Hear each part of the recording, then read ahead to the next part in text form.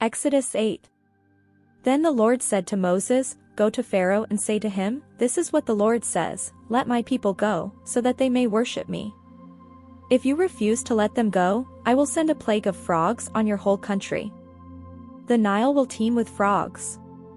They will come up into your palace and your bedroom and onto your bed, into the houses of your officials and on your people, and into your ovens and kneading troughs. The frogs will come up on you and your people and all your officials." Then the Lord said to Moses, "Tell Aaron, stretch out your hand with your staff over the streams and canals and ponds, and make frogs come up on the land of Egypt."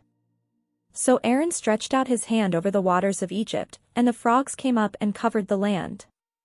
But the magicians did the same things by their secret arts. They also made frogs come up on the land of Egypt. Pharaoh summoned Moses and Aaron and said, "Pray to the Lord to take the frogs away from me and my people, and I will let your people go to offer sacrifices to the Lord." Moses said to Pharaoh, "I leave to you the honor of setting the time for me to pray for you and your officials and your people, that you and your houses may be rid of the frogs, except for those that remain in the Nile." "Tomorrow," Pharaoh said. Moses replied, "It will be as you say, so that you may know there is no one like the Lord our God. The frogs will leave you and your houses, your officials, and your people, they will remain only in the Nile." After Moses and Aaron left Pharaoh, Moses cried out to the Lord about the frogs he had brought on Pharaoh. And the Lord did what Moses asked. The frogs died in the houses, in the courtyards, and in the fields.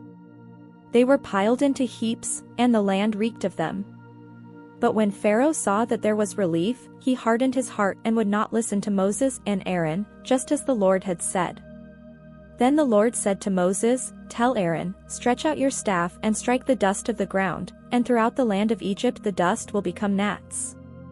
They did this, and when Aaron stretched out his hand with the staff and struck the dust of the ground, gnats came on people and animals. All the dust throughout the land of Egypt became gnats. But when the magicians tried to produce gnats by their secret arts, they could not. Since the gnats were on people and animals everywhere, the magicians said to Pharaoh, "This is the finger of God." But Pharaoh's heart was hard and he would not listen, just as the Lord had said. Then the Lord said to Moses, "Get up early in the morning and confront Pharaoh as he goes to the river, and say to him, 'This is what the Lord says, let my people go, so that they may worship me. If you do not let my people go, I will send swarms of flies on you and your officials, on your people and into your houses. The houses of the Egyptians will be full of flies, even the ground will be covered with them. But on that day I will deal differently with the land of Goshen, where my people live, no swarms of flies will be there, so that you will know that I, the Lord, am in this land. I will make a distinction between my people and your people. This sign will occur tomorrow." And the Lord did this.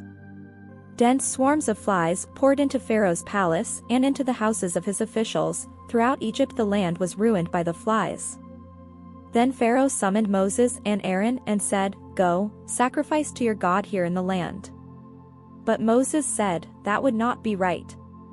The sacrifices we offer the Lord our God would be detestable to the Egyptians. And if we offer sacrifices that are detestable in their eyes, will they not stone us? We must take a 3-day journey into the wilderness to offer sacrifices to the Lord our God, as he commands us." Pharaoh said, "I will let you go to offer sacrifices to the Lord your God in the wilderness, but you must not go very far. Now pray for me."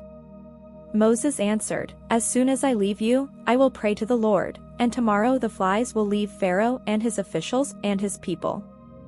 Only let Pharaoh be sure that he does not act deceitfully again by not letting the people go to offer sacrifices to the Lord." Then Moses left Pharaoh and prayed to the Lord, and the Lord did what Moses asked. The flies left Pharaoh and his officials and his people, not a fly remained. But this time also Pharaoh hardened his heart and would not let the people go.